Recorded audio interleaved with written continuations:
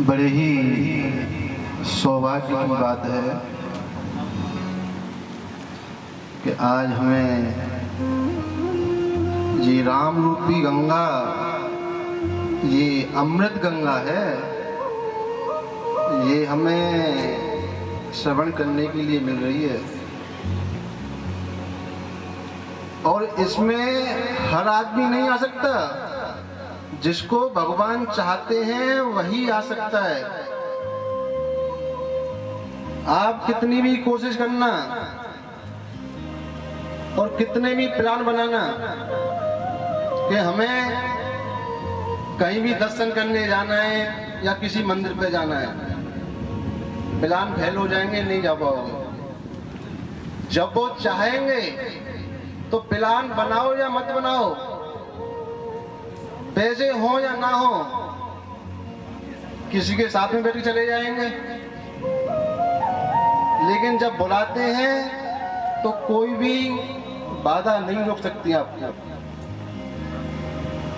तो ये जो पंडाल में आप बैठ कर के राम कथा का जो आनंद ले रहे हैं, ये बड़े ही सौभाग्य की बात है। और मैं आपको बताऊं एक बात इस बात में कि हमेशा इस व्यासपीठ का सम्मान होता है। इस पे कौन बैठा है, कौन बकता है, कौन सुना रहा है, वो कोई मायने नहीं रखता, क्योंकि इस व्यासपीठ की वो महिमा है कि जिस पे जो बैठता है उसमें अंदर से दिव्य शक्ति आ जाती है। अगर मुझे तुम नीचे बैठ के पूछो और मुझसे बोलो कि 3 घंटा बोलना है, मैं नहीं बोल पाऊंगा। ये मेरी महिमा नहीं है, मेरे में इतनी सामर्थ्य नहीं है, ना मैं इतना विद्वान हूं कि मैं आप लोगों को कथा सुना सकूं। ये इस व्यासपीठ की महिमा है। जो इस पे बैठता है उसमें श्री हनुमान जी महाराज इतना बल, बुद्धि और सामर्थ्य देते हैं कि उनकी प्रभु की कथा हम सामने वाले को श्रवण करा सके। तो ये मत समझना कि ये बच्चा है, गांव का है, क्या बताएगा, ये नहीं है भाई। मैं तो बता रहा हूं, मैं विद्वान नहीं हूं, मैं क्या विद्वान हूं। लेकिन हनुमान जी महाराज सबसे पहले आकर के विराजमान होते हैं। और आप तो जानते हो, बल बुद्धि विद्या देव मोह हरो कलेश विचार। तो बल बुद्धि है उनके पास, वो थोड़ी सी जो व्यासपीठ पे बैठता है उसको भी दे देते हैं। तो हमेशा के लिए नहीं, जब तक व्यासपीठ है तब तक। तो इसलिए मेरी तरफ मत देखो, देखो मतलब वैसे नहीं कि बच्चा गांव का है।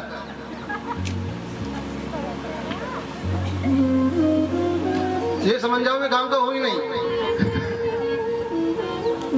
जो चाहिए वो राम कथा सुनने आए हो, और भगवान कहते हैं, श्री राम हमारे प्रभु कहते हैं कि सन्मुख होए जीव मोय जबहि, और जन्म कोट यज्ञ नासे तबहि। जो कथा सुनता है, कथा में आकर बैठता है, उसके सारे पाप दूर हो जाते हैं। लेकिन पाप तभी दूर होते हैं तब आप ये प्रण लो कि हम ये दोबारा नहीं दोहराएंगे। ऐसा नहीं यहाँ सुन के गए, हमने क्या बताया, बोला बच्चा गांव क्या क्या बताएगा, सब ऐसे ही है।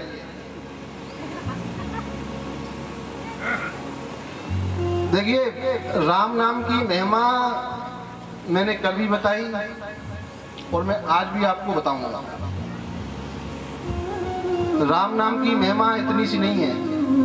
नाम बेशक छोटा है, लेकिन संसार में ऐसा कोई नाम नहीं है कि पानी में पत्थर को ऊपर रख सके।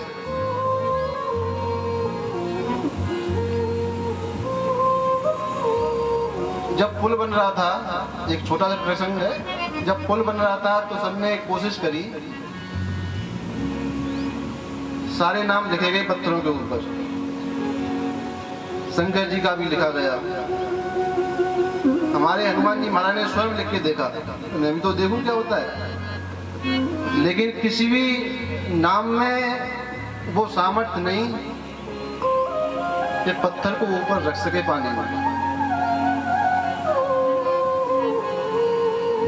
एक हमारे काशी के ब्राह्मण थे, मरकंड ऋषि, मुझे भूल जाओ, ध्यान से कथा सुनो।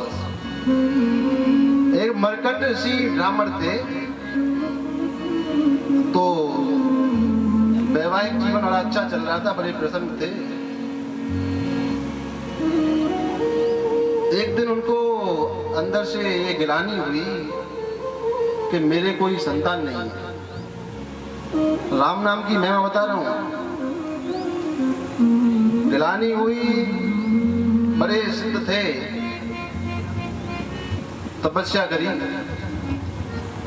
भगवान शिव स्वयं आए। शिव कहने लगे, बताइए कैसे मेरा आह्वान किया, हम आपकी तपस्या से प्रसन्न हैं, बताइए आप हमसे क्या चाहते हैं। मरकंड ऋषि कहते हैं कि महाराज, मेरा वैवाहिक जीवन बड़ा अच्छा चल रहा है, मैं सब गुण संपन्न हूँ, कोई दिक्कत नहीं है। दिक्कत बस इतनी है कि मेरे पास संतान नहीं है। शंकर जी कहते हैं संतान दो तरह की होती है, एक कुपुत्र होता है, एक सुपुत्र होता है। मैं तुम्हें कुपुत्र दे दूंगा, उसकी आयु लंबी होगी, अगर सुपुत्र दूंगा तो उसकी आयु छोटी होगी। मरकंड ऋषि बोले, ठीक है, मुझे छोटी आयु वाला बच्चा दे दो। तो उन्होंने तथास्तु किया, ऐसा ही होगा, वरदान दिया और चले गए। और उनसे कह के गए कि तुम्हारे बच्चे की जो उम्र है वो 3 साल की रहेगी। अब मरकंड ऋषि बड़े विद्वान आदमी, दिन बीतते गए, अब उस बच्चे की आयु में 3 दिन शेष रह गए, सिर्फ 3 दिन। किसी के पास पहुंचे, किसी ने बोला कि मैं बड़ा परेशान हूं, कि बताओ कैसे। कि भगवान शंकर आए थे, मैंने उनसे पुत्र की प्राप्ति की, उन्होंने वरदान दिया, उन्होंने मुझे बताया कि इस बच्चे की जो उम्र है वो 3 साल की है।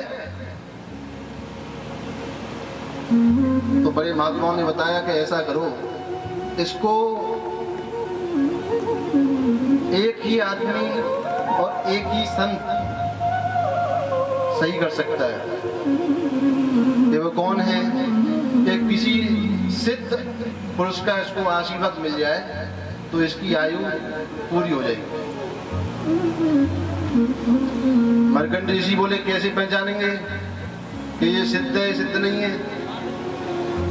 उन्होंने बोले, आप ये छोड़ दो कि कौन सिद्ध है कौन सिद्ध नहीं है, आप तो सबको ही सिद्ध मानो।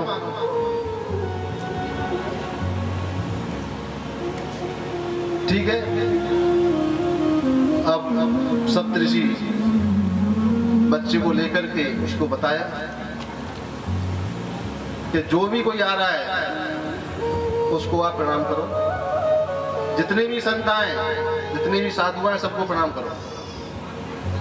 अब सबको प्रणाम करने लगा बच्चा, जो भी आ रहा है। एक दिन सप्तऋषि आए, और सप्तऋषि आए तो उन्होंने आशीर्वाद दिया। बच्चे ने जैसे ही प्रणाम किया, ऋषियों ने आशीर्वाद दिया, चिरंजीवी हो। अब ये बात देख करके मरकंड ऋषि बहुत हंसे, बोले अब बात आई है, तब तो मैं ही था, अब 4 और आ गए मेरे साथ में। अब वो ऋषि बोले कि महाराज आप हंसे क्यों, कि मैं इसलिए ऐसा कि इस बच्चे की आयु में 3 दिन बचे हैं और आपने दे दिया है चिरंजीवी भव, तो ये कैसे संभव है? सप्तऋषि बोले तो ऐसा है, इस बच्चे को हमें दे दो, आपके पास तो 3 दिन ही बचे हैं, तो इस बच्चे को हमें दे दो। और बच्चे को लेकर के सीधे चले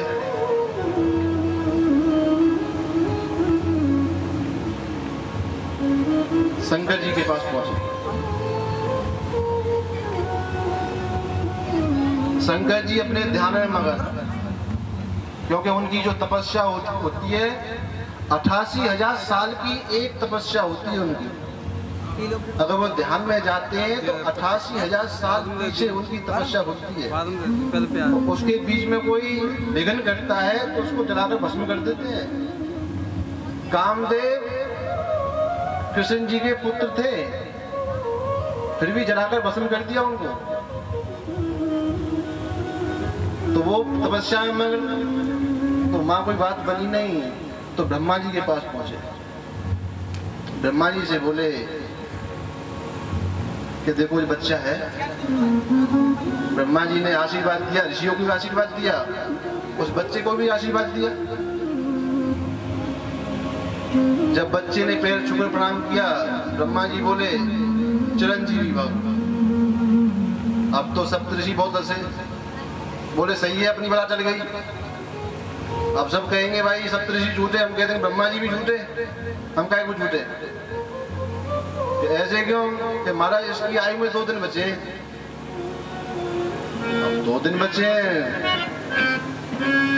ब्रह्मा जी बोले कैसे मालूम है? कि शंकर जी स्वयं बता के गए हैं। अब ब्रह्मा जी बोले अरे तुमने तो बता दिया। अब उसको लेके बोले चलो शंकर जी के पास ही चलते हैं, उन्होंने वरदान दिया है। तो अब शंकर जी के पास गए।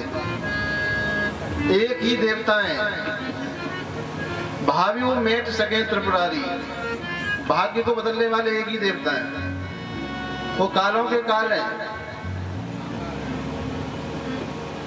जब उनके पास पहुंचे,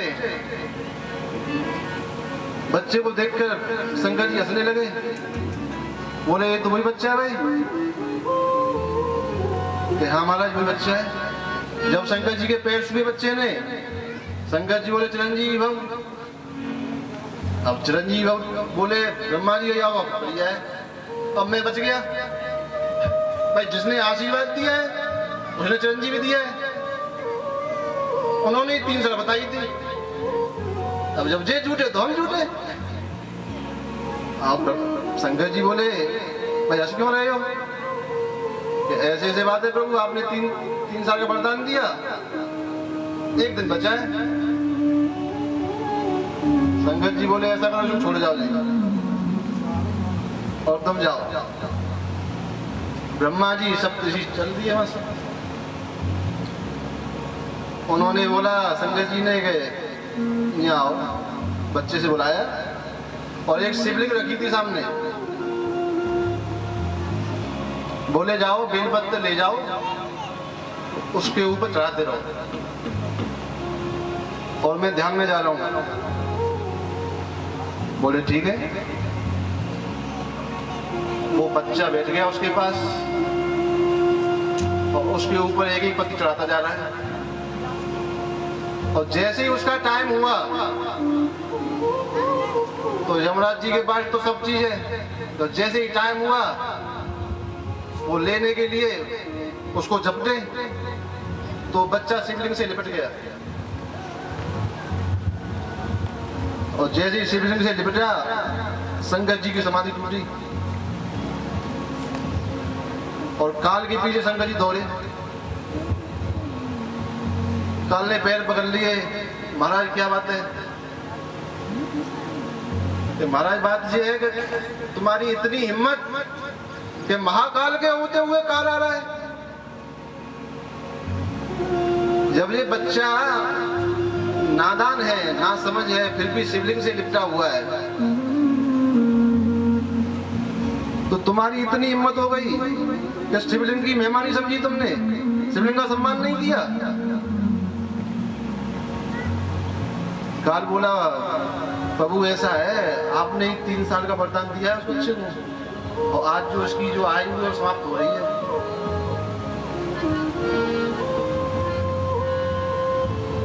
शंकर जी बोले वरदान तुमने दिया है या मैंने दिया है? कि महाराज वरदान तो आपने ही दिया है।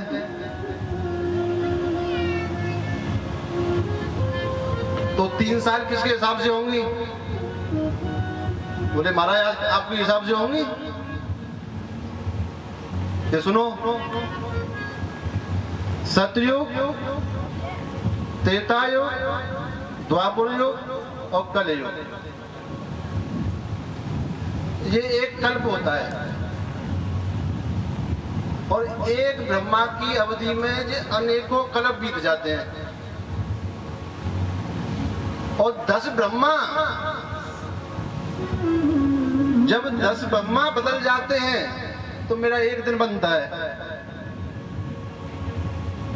बोले महाराज फिर क्या हुआ इसका? ये तो महाराज ये तो फिर बालक अमर है। तो वही तो समझा रहे हैं, वरदान तो हमने दिया है भाई। 10 ब्रह्मा जब चेंज होते हैं तो शंकर जी का एक दिन बनता है। वो जो बच्चा था ना, वो काल ने छोड़ दिया, और वही जो बच्चा था वही आज मार्कंडेय ऋषि हैं और वो अमर हैं। तो महिमा हर चीज की है, हर नाम की है।